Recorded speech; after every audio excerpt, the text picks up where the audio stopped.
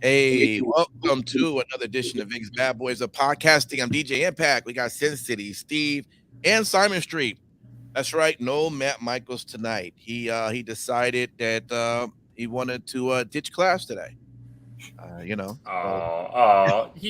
He's on a special assignment. Yeah, that's right. He's on the come on. Proud representative of Vegas, Vegas Bad Boys of Podcasting at FSW. Yep, Future Stars of Wrestling had an event going here in Vegas, and he's actually at that show. So we will catch him probably the following week. But we're here. Welcome to the show. If you're watching us live, as always, throw your comments in the box, and we'll try to get it in as we see fit. We're always 8 p.m. Pacific Standard Time, YouTube Live, Facebook Live, and Twitch. You can always join us then. Yeah, and that's the story with that. So let's get started with our four-way stop. Let's do it right now. All right, Sin City Steve, another great week of wrestling. Tell me, what was your highlights for the week? All right, so let's just get it started with the thing that seemingly everybody's been talking about. CM Punk opened Dynamite with a promo that made headlines all around the world of pro wrestling. The first time the AEW World Champion cut a promo since his absence and proceeded to go into business for himself, according to Dave Meltzer. Punk called out Hangman Page, which was not scripted. Page did not come to the ring, accordingly, because it was not scripted. Punk proceeded to call Hangman Page a coward and recommend that he take some very pointed advice from a veteran. Obviously, all this stuff stems back from Hangman Page's promo when they were leading up to their championship match at that one show here in Vegas. Yeah, Double or Nothing. Oh, okay. So yeah, ultimately, it's one of those very interesting situations, and the line has begun to blur. I am all for it. A lot of people are making up stories thinking that they have the backstage scoop saying Punk hates everybody backstage. Some people are saying it's just fine. I love it. Elsewhere on that same show, Kenny Omega has returned to the surprise of absolutely no one. Kenny Omega returned as the Young Bucks' partner versus Andrade, Rush, and Dragon Lee. The storyline is that Omega he's rushed coming back, but according to reports, that is just storyline, and Omega is 100%. Evidently, he will probably be shedding some gear. So obviously, he had a shoulder brace, he had an entire compression top. So as the tournament goes on, he's going to get out of that. And that was in a hell of a match. And speaking of hell of a match or hell of wrestling or whatever, however you want to phrase it, I'm not going to go into detail, but thank God WWE is back as a wrestling promotion again. Well, with that, Simon Street, what do you have for the week? As usual, I swear, me and Sin City, we two are the same, because for my four-way stop, definitely CM Punk. If y'all forgot, I'm going to add a couple things, just in case you wasn't watching, that I found to be highlight.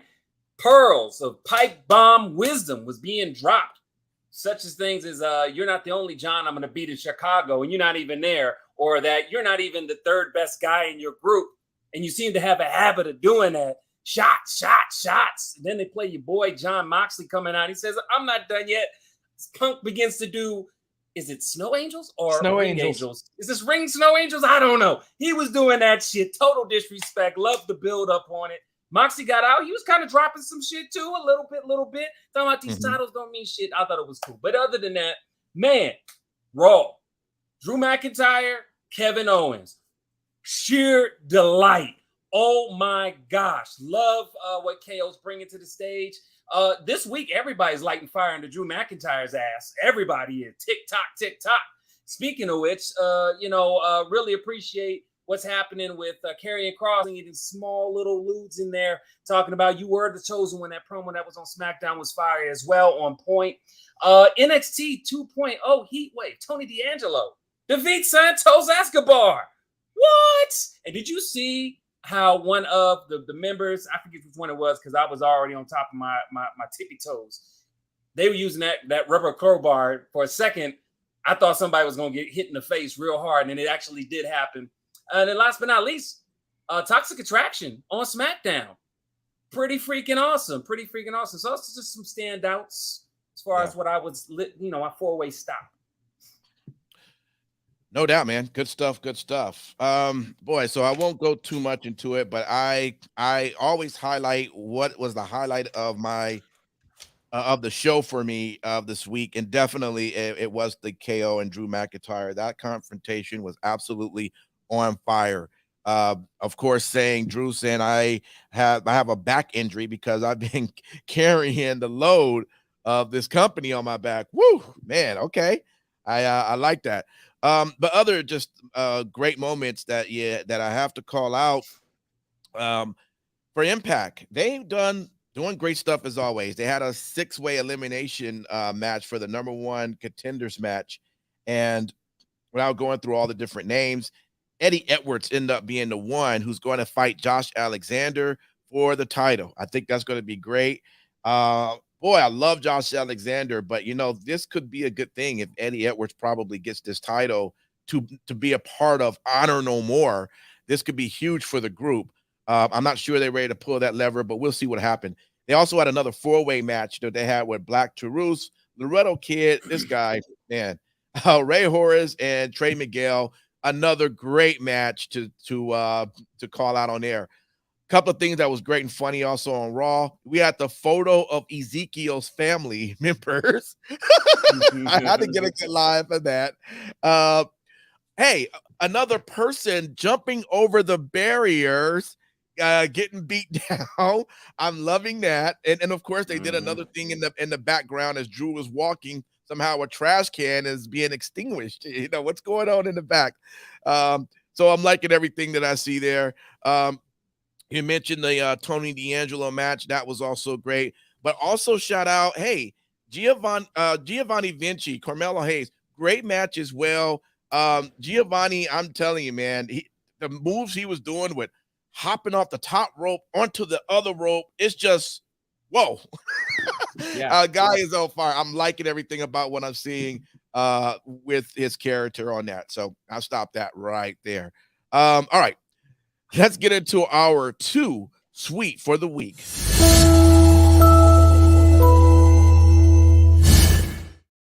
All right, Simon Street, I'll start you with this one, man. What was your 2 sweet for the week? Man, my 2 sweet for the week both come from AEW. AEW Dynamite. Man, that best out of 2 out of 3 falls match with Bryan Danielson and Daniel Garcia, which surprisingly enough, I thought about that for a second. And I'm sure other people have, because I'm not the most intelligent person in the world. But I was like, man, if they formed a tag team, it would be Bryan Daniel. I don't know. Anybody else saw that? But anyway, it's a great match nonetheless. It was really, really good from start to finish. I'm going to tell you what, man, Daniel Garcia is looking like $1 million, and it's all based off of what Bryan Danielson was. So, man, shout out to Bryan for making this kid look like $1 million, elevating him to the highest level. Second thing comes from that AEW Trios title tournament quarterfinal. I can't even see it right. It was such a great ass match. The Elite versus La Fashion Innoble. I'm just saying that because I'm gonna put it out here, and I'll preface this a little bit later in the next segment. Wow, Luchadors in their splash zone. That's all I gotta say. But outside of that, match was good. It was fire from start to finish. Kenny Omega is Kenny Omega. Even his half-ass one-winged angel, because he is just riddled with all types of it. It was a half-ass one-winged angel. I'm just gonna be real with you. He still made it look good. Him and the Bucks. I like it. I'm feeling it. And those were pretty much my 2 sweet for the week. I mean, come on. You got Kenny Omega. Man, what else more do you want? No doubt. No doubt. All right. What you got, Sin City? All right. So for me, I'm obviously the thing that it's really easy for me to sit here and just say, oh, yeah, well, I agree with everything that Simon just said. So what I'm going to do is I'm going to take it into a completely different direction and say the Sheamus, Madcap, Happy Corbin, Ricochet, Sami Zayn 5-way match from SmackDown was just absolute mastery. The Yeah. match went 23 minutes. It was one of the more entertaining and exciting WWE TV matches that I've seen in quite some time. And the thing that really stood out for me as well, to see the crowd be absolutely in love with Sami Zayn as a babyface was really, really special. And you know, based on events that happened elsewhere in the show, I'm gonna put it out there again because they're planting the seeds for it. It's gonna happen. I said it a couple of weeks ago. Sami Zayn is gonna team up with KO, and they're gonna go after those tag team titles, and they're gonna take them off the Usos. That's gonna be the team to dethrone them. And I can't wait to see it happen. But yeah, the Chris Jericho pull off by Daniel Garcia after that 2 out of 3 falls match. Basically, Garcia he passed out to the label lock. So Bryan Danielson won the last 2 falls in that match. And Jericho, who was on commentary, ran down and started beating down Bryan Danielson. And Daniel Garcia pulled Chris Jericho off of him. And are we seeing dissension in the ranks in the JAS? Or are we just setting up for one big swerve it all out? Yeah. All right. Good stuff there, man. My 2 sweet for the week. And Speedball, Mike Bailey versus Chris Bay. Awesome match right there. You can only imagine, if you know the speed of these guys and what they're capable of doing, just how awesome that match was to see. I'm going to throw the Braun Breaker and the JD McNaughton match in there because I like JD. And JD, I like the fact he talks well and he handles himself in the ring. Like when you see them before they're actually in the ring and you're matching them up, you're going, this is going to be ridiculous. Braun's going to break this dude in half. But when you're watching this match, you know, JD was handling Braun to a point where at some point he even thought maybe there's a possibility JD could even pull this out. Good wrestling match between that. Austin Theory, he's back. Got a chance to see that. Of course, had a match with Dolph Ziggler, which was great there. Shout out to that one. I love the Sami Zayn and Roman Reigns in the back. That was definitely too sweet for me. As you know, Sami Zayn was just having that moment with the tribal chief. I mean, everything that seemed like it was just going his way, you know. So awesome segment there because, you know, we see where everything is going to lead with that. We even got a Hit Row concert. Shout out to that. I like that. I think it was definitely different, but I was with it and everything. So I thought that was cool. Make sure that I hit all of those. Braun, that Hit Row. Sammy, yep. So that would be my and last week, Riddle. I forgot that. Riddle was back, and it was great that, you know, Seth thought that he was away from somewhere and he happened to just be in the back and cause for that entire that whole fight just to kind of go down with each other. So shout out to that as well. All right. Good stuff. WTFs. Let's see.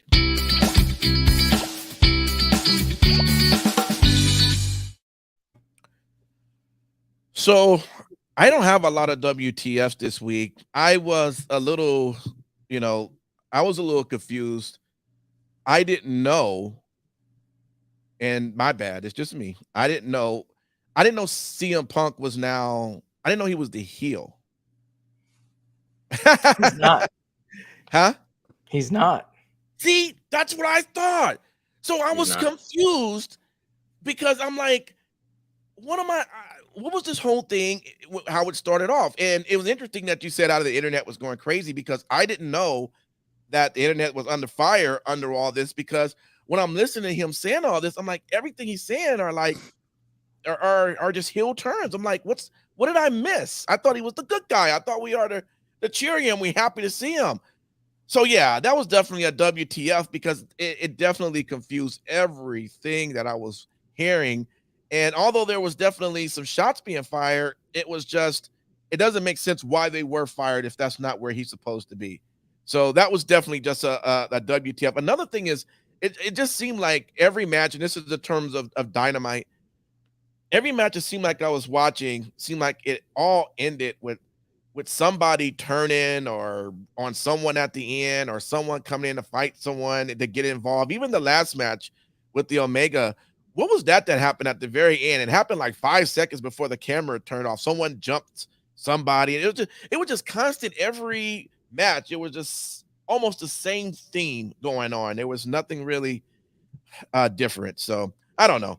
Those are my definite WTS for this week. But Sin City, man, what did you have? So really quick, the angle that ended Dynamite, Andrade and Roosh turned on Dragon Lee. That's what it was. Yes. Yeah. So and I don't get it. It was just they played a video package on Rampage as well that just kind of reaffirmed it. But yeah, they ran low. The show ran long, and yeah, they missed their time cues by like 2 minutes. Okay. So gotcha. But yeah, elsewhere in what the fuck, Zach Clayton. What the fuck? Absolute waste of a spot. There are way too many deserving people on the roster to get some TV time. You know, I don't care if Hook is going to squash them in 30 seconds. The AEW roster is bloated as is. They shouldn't be bringing in people for just spots. Or, you know, people to take in space and valuable TV minutes from someone that deserves it. And, you know, that's hopefully not meant to be a slight on Zach Clayton individually. He was presented with this as a job opportunity. So sure, he's going to jump on that. But yeah, come on, guys. What the fuck? Across the board, though, AEW Rampage doesn't feel like a must-see show every week. The viewership is lower than it ever has been, and it just feels like an afterthought. They could easily build storylines on Dynamite to have them resolve on Rampage instead of the other way around. Dynamite is the A show, and unfortunately, Rampage sometimes feels like the C show. Nothing of consequence seems to happen on that show on Fridays anymore. It's ridiculous. Also, what the fuck was WWE thinking when they let Keith Lee go? All that I'm going to say is he reaffirmed that shit this week. Sure did. When he was in there on Rampage against Private Party, teaming up, obviously, Swerve in Our Glory. Dude, they have something for a very, very long time if they treat him right. And it's insane. You know, I have a whole kind of theory about those who had an opportunity to have their contract re-signed with WWE and they decided to not take it to go to AEW. I think they should be treated different if an opportunity for them to come back to WWE than for those that were let go and they of course went to AEW. Because listen, bottom line, we know you need jobs, right? So when you let go, you're just not gonna be like, well, I'm just gonna sit and wait and hope I get some call back.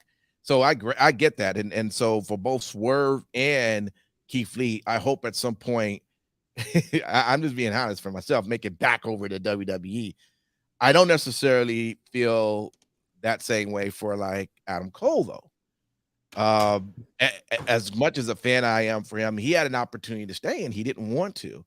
Would I bring him back? Well, as a business decision, I would, but he wouldn't be up under the same terms or even be presented with the same amount of money or value that I would have gave him if he would have stayed, because he could have stayed. I don't know. Those are just my thoughts on that. And I could just be way off. But the only thing that I would say with that impact is they wanted to change absolutely everything about Adam Cole's presentation. They wanted to cut his hair. They didn't want him to be an in-ring participant. They didn't want him to wrestle straight up. So they wanted him to be a manager. No. But very much like they're doing with Max Dupree. I get that. But why not look at it long term, right? I mean, he's still young. It's not like he was going to be in that role or in that position for a long time. it would have It's been easy to something say that different. now, but under Whoa. previous ownership, under previous leadership, I mean, Adam Cole was undersized. He was everything that Vince didn't want in a main roster guy. And then Unfortunately. also too, and I'll add to this. Mhm. You got to realize Adam Cole was already big before he got to WWE or NXT. Right. So he already had a following, and it wasn't small. Do you get what I'm saying? So to Right. kind of reduce him to literally just like manager, from what Since he was saying, come on, man. I mean, how would you feel if somebody say, "Yo, Impact, we've been doing Vegas BadBoyz podcasting for 4 years, man. You know, I want you to go ahead and just do a small podcast at an elementary school, just for 30 minutes, so the kids can see you. You know, and no disrespect to the kids, but you get what I'm saying. That'd be a downgrade for him." Well, and I do understand what you guys are saying in that. I'm just thinking that when you're with the behemoth of a company, sometimes it's a matter of, taking one for the team, just so that eventually, look, I put it this way. When you want to be a manager or so for your company, usually sometimes to get to that position, you got to do other positions you don't necessarily care about. You're not looking to be the cashier, although you should learn cashiering. You may be not looking to do receiving, although you probably should know receiving. But people who knows cashiering, receiving, who work every department, who knows, returns, who's now key holders, who's now they've gotten themselves into a position where, oh, we can move this guy up into a manager top of the line position. You have to sometimes, I think, just do things you don't want to do in the long term for you to eventually, get to other parts. That's my only thing about that. And I just think maybe it was something he could have just did. We'll see what happens, right? With Max Dupree, because like you say, that's exactly what happened to him. But come on, I mean, we know Max is not going to be in that position forever. Well, I can tell you one thing that Max Dupree has that Adam Cole doesn't have: the slight edge on the mic. So at the end of the day, he could play well in the pool as a manager. And and then whenever they're ready to pull that trigger on him for him to go back to in ring, he's great promos and he's a good wrestler. So I mean, and again, I'm not trying to mix apples to oranges per se, but I'm saying, like, at least Max Dupree can be in that type of situation. No doubt, man, no doubt.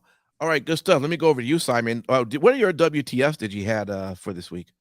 I'll make it a little bit short because I jumped in a little bit. Yo, what the fuck, pool? Hey, we have some extra time. We don't have yeah, that's right.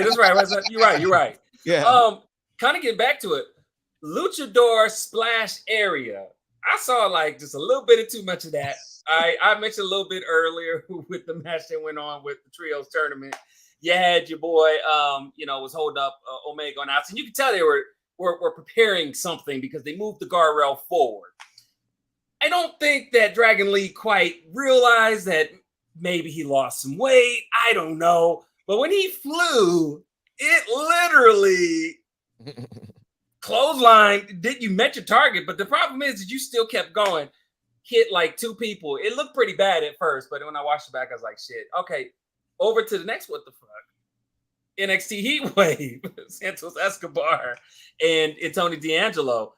Kind of the same thing, right? It was like a tope Saracito, something like that. Went through, kind of overshot him. Did y'all remember that? It was kind of like almost the corner around the ring apron, the corner pin. Y'all watched the match, right? Yeah. All right. So I'm just saying, what the F? I didn't see nothing that was major from it, but I watched it. I think well, it wasn't major like what I was explaining earlier. It happened on AEW Dynamite, but I'm saying, like, man, it make me kind of question: do I want to be in the front row with my fellow luchadors, man? If y'all doing shit like that, bro, give me a whole mattress so I could just put in front of my ass, carve a hole. So when you jump through, I got something to brace me. But it was great to watch on TV. The biggest what the F was for me, SmackDown, Liv Morgan, Shotzi. Not because of Shotzi, but Shotzi looked more like a champion than Liv. And I get they were making Liv look like, oh, I got this big target on my arm and yada, yada. And they were basically facilitated that match so that Shayna could come in and do what she do. I get it. But even still, Shotzi in almost every way looked way more of a champion than Liv. And I don't like that. I don't know if that was planned. I don't know what the hell it is. I don't know what it is. When I think of Liv, I think of like some food I really want to eat, but it's just every time I taste it, it's missing that one little ingredient. I know it can be great. It's just missing something. And I don't know what it is. She just is not convincing to me. I think the Liv Morgan experiment is done. Yes. And I think so too. Because it's no way that you can now sell, especially as she's being sold as her arm, that she can beat a Shayna. If that happens now, I'm going to become the Sin City of anti-WWE, because I'm going to be like, what the hell are you doing? Well, we're all going to have signs saying my intelligence has been insulted. Exactly. Yeah. Legit though, I think Shayna has to take the title at the Clash at the Castle. Yeah. Have Shayna hold the title until Ronda gets cleared, and then you have Shayna Ronda. Yeah. There you go. That's your match. And then like what we've said, the WrestleMania match is going to be Becky versus Ronda. So you can have Becky win the Rumble, have Ronda have her mega run, which it seems like as if they're pushing her a la Stone Cold, by the way. I'm getting real Stone Cold vibes from Ronda. And that's And speaking of which, the last WTF I have is, speaking of Ronda, dude. I know we watched wrestling for years, and people then went and got into jail, have been sent to jail wherever they're at and got out by the end of the show. I get it.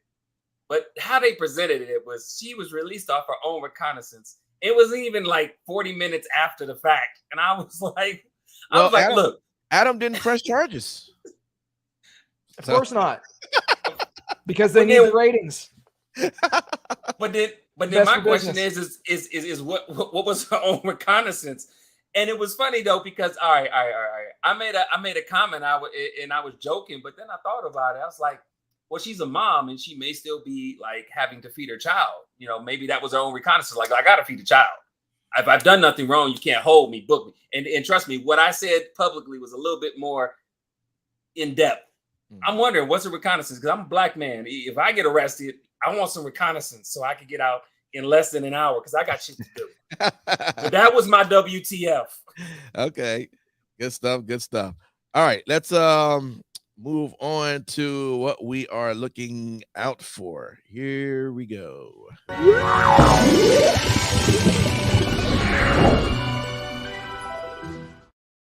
Okay, I'll go on this one. Boy, a few things on NXT.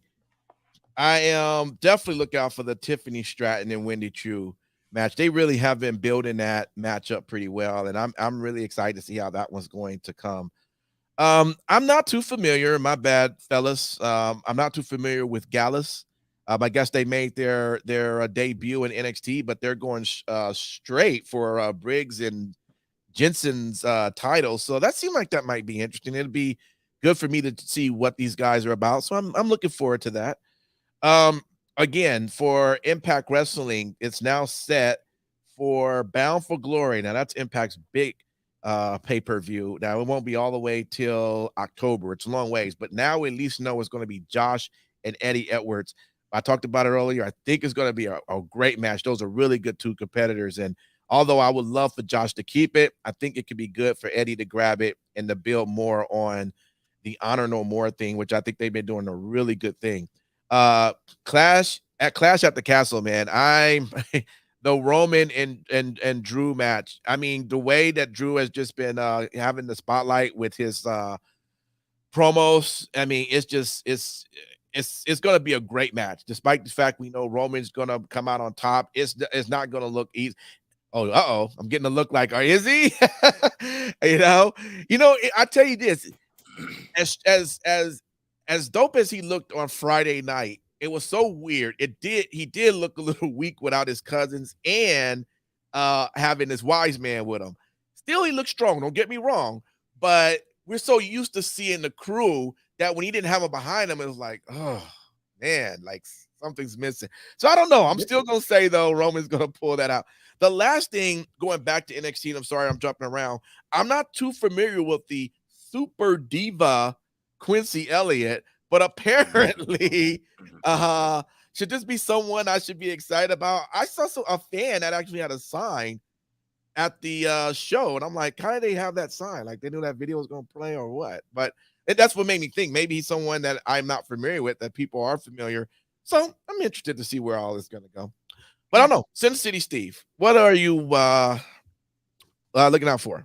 So what I'm looking out for is I'm looking out for most of the WWE programming. I mean, between the stuff that we got this week, just to, look back so that we can look forward. I mean, you had a very solid tag team match, Ciampa and Miz versus Cedric and Ali. Yep. You had Drew and KO with an amazing promo where they actually they dropped the dub in the middle of the ring. Did you guys hear that? Yep.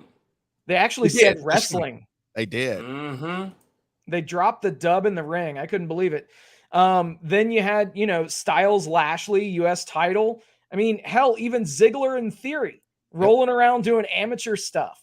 Yeah. Like, there was a little something for everybody on WWE programming this week. Yeah. I already talked about the 5-way and how that was amazing. I'm really wanting to see, we got a taste of what Hunter values in professional wrestling when he was running NXT. Mm-hmm. Now that he is running the main roster shows, now I think that we're going to get a load of what he really, envisioned for WWE. And quite honestly, I'm very, very, I'm looking forward to the shit. It's going to be a very, very solid slate of matches coming up at Clash at the Castle and going forward. I personally think that if they're going to give Drew a world championship win, it's going to be in the UK.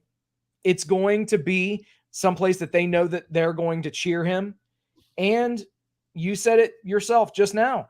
Roman looked very vulnerable. Yeah. He's never looked vulnerable. It's true. And if nothing else, have it be somewhere that Drew wins both of the titles, and then, you have something where, Heyman comes out and they actually show the contract, and that the contract was signed for one of the two championships. That's how you can get one championship off of Roman and on to Drew, by a little bit of bait and switch in the contract. I think that that's something that they could easily pull off. And yet again, if we see that happen, you're welcome, WWE. I know, right? And also, there was a little bit of teasing of Buddy Matthews and Julia Hart versus Miro, and who could be Miro's mixed tag team partner? Huh. Right. They were definitely hyping that up. So evidently we are probably going to be getting CJ Perry on AEW programming. I hope she improved. Let's just hope that she got better in the ring. That's all I'm going to say. But yeah, and this is a great time to be a professional wrestling fan. Yeah, Impact, we were talking about it before the show. Right. I think we're on the cusp, and we're about ready to just jump into that time period. It's going to be fun. Yeah, absolutely. All right, Cyber Street, what are you looking out for, man? Man, what am I looking out for? My goodness, everything that Sin City said, but I'm going to preface small moments in WWE. And I think that's the difference between the new regime, call it with, if you will, Triple H, and team and company. It's the little things that count. And, small things like Hit Row, doing their little rap battle and things you can do with that. You can send shout out straight up to Max Caster and the Acclaim and really be doing show to show, putting in them time, them rap, let's put it, bars promos, right? Small things that matter. Karrion Kross, doing small little things that match up with that sick ass promo he had, that vignette, small things that matter, adding layers to storylines. KO, just with Monday night alone, throwing his hat in he did it. I don't think a lot of people realize he threw his hat in there. I was watching SmackDown when KO gonna come through. Now, mind you, side note, when SmackDown went off the air, KO came out, obviously, his boy raised his hand. You get what I'm saying, right? You see the seeds, and that's what, if you watched NXT as much as I watched NXT and Triple H in charge, he is what I call a constant gardener. Not only does he lay the seeds, he puts the right fertilizer in, he's constantly watering it, and he knows which crop is going to yield. And he puts it all together, and he always includes everybody. I've heard nothing, and like I say, I am looking out, just like Sin City Steve said, more, like way more WWE.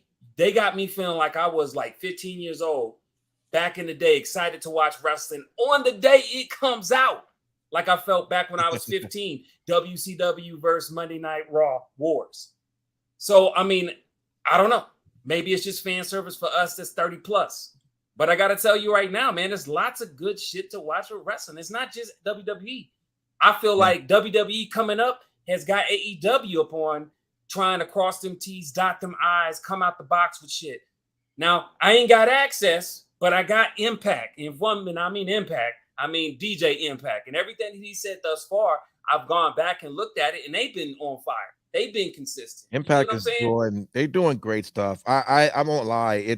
I wish sometimes that they could be back in that day where they, had that bigger audience and that sort of days. Yeah, but at the same time, it's more of an intimate setting, and I'll take it. At least they are not the good thing is they're not treating themselves like they are secondhand or third wheel. They know where they at, but they don't have their writing or their wrestlers are performing in that way. They're doing as if they're the number one company out there.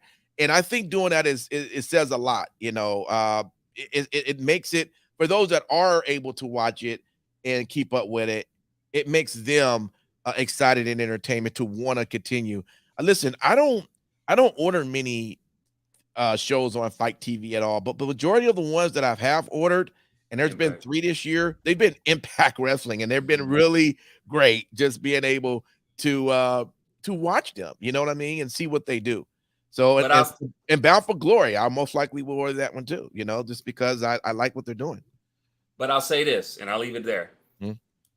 I don't know Triple H intimately as a human being, but I am somebody that picks up the pieces throughout time and see consistency. And the one thing that he's been consistent on is he, unlike Vince McMahon, which has been documented, watches other products, watches other superstars, waiting and biding his time for, hey, you know what? I really like him. I like what he's doing right now in this promotion.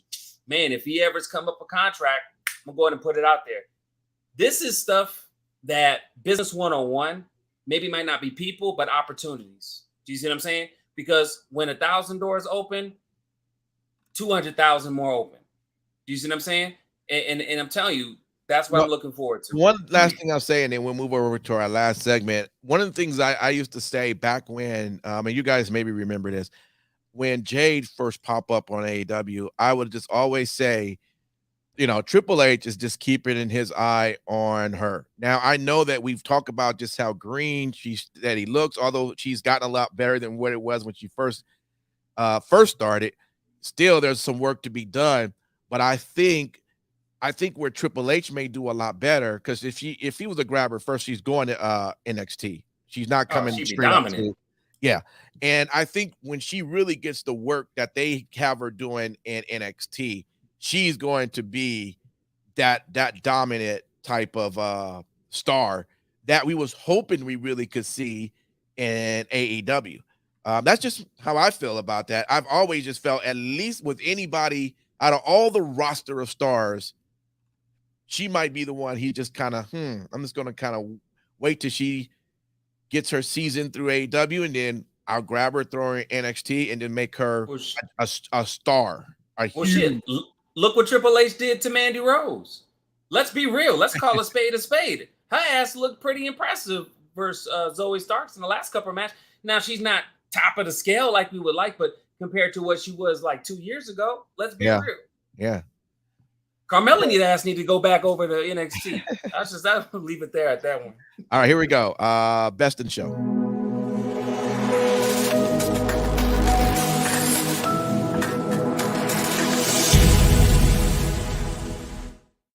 So quickly for me, it was a toss-up between SmackDown and NXT Heatwave.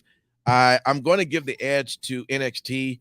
I told you the Giovanni match, which was Carmelo, I enjoyed. Diamond Mine. What's up with Roderick there being tossed out there, but got a chance to see the new group Gallus pop out. Cora Jade, Roxanne Perez, I thought was a cool match. Tony D'Angelo, Santo Escobar, another great match. You mentioned just a second ago the Zoe Starks and Mandy Rose. It was, to me, I just thought it was just by a tad bit that they got the lead over, but SmackDown was right there as well. So I have it there. Simon Street, what about for you? Man, I'm gonna go with the shocking one, but my reasons for this, I'm picking Raw. The reason why is this is the first time in a very long time I watched Raw live without skipping through anything from start to finish, and a lot of that is due to KO and Drew. That shit was fire. It was fire. And some of the other matches was not bad at all. I mean, something. I mean, like even like Judgment Day, which sometimes I be kind of like, all right, I'm gonna go grab some popcorn because they be saying some bullshit. But outside of that, to be honest, yeah. But even like some of the matches that wouldn't have been that great. The Alexa Bliss, Asuka, going against Doudrop and Nikki ASH. That wasn't too bad. Shit, Miz and Ciampa versus Mustafa Ali and Cedric Alexander. That was good. You see what I'm saying? Again, the Riddle and Seth, as we talked about earlier. But then in that United States Championship, Bobby Lashley and AJ Styles, that was fire too. It was almost like, we're going to find people who can go the longest of the matches. And they picked the right people who could do that. And then you had Theory and Dolph Ziggler, which to me, it's like young Dolph versus old Dolph. Because they almost, I'm being real, because that's what it looked like. And that shit was fire too. Again, I'm giving my edge to Raw because I ain't never in a long ass time watched Raw from start to finish since I was like in my 20s. Nice stuff. All right. Sin City, man. So although it was closer this week than it has been in other weeks, AEW Dynamite. Okay. From the promo to kick off the show to that killer 2 out of 3 falls match, which, I mean, that 2 out of 3 falls match went at a half hour by itself. So realistically, that was right there the first hour of the show. Very, very solid stuff. Elsewhere, you had the Gun Club winning in a squash over the Varsity Blondes. I don't personally agree with, that fact, but the impending turn. Now you've got the Guns going with Stokely Hathaway as they turned heel on Billy, and Billy, gets rescued by the Acclaimed. So now the Scissor Me Daddy Ass is back. Yeah. Sounds horrible. And then that trios match to end the show. I think that it was a very, very solid show. And quite frankly, Dynamite is one of the more entertaining shows consistently week in and week out. I just wish they could get that same formula for Fridays and Rampage. Yeah. Good stuff, man. All right, everyone. Thank you for hanging out with us. That concludes here our wrestling talk. We are about to jump into our 3 count. If you are watching us live, just be prepared for that notification to come through. The best way to get that notification is to make sure you're following us on YouTube, on Facebook, on Twitch. And when it pops up, you just join us. We would love to have you on. Throw your comments in the box. We'll try to get it in as we see fit. All right. So until then, thanks for hanging out with us. We'll be back next week. We should have Matt Michaels with us. He won't be suspended again for going to indie wrestling shows, so we'll let him back in. All right, for next week. Until then, though, we will see you. Take care. Happy wrestling.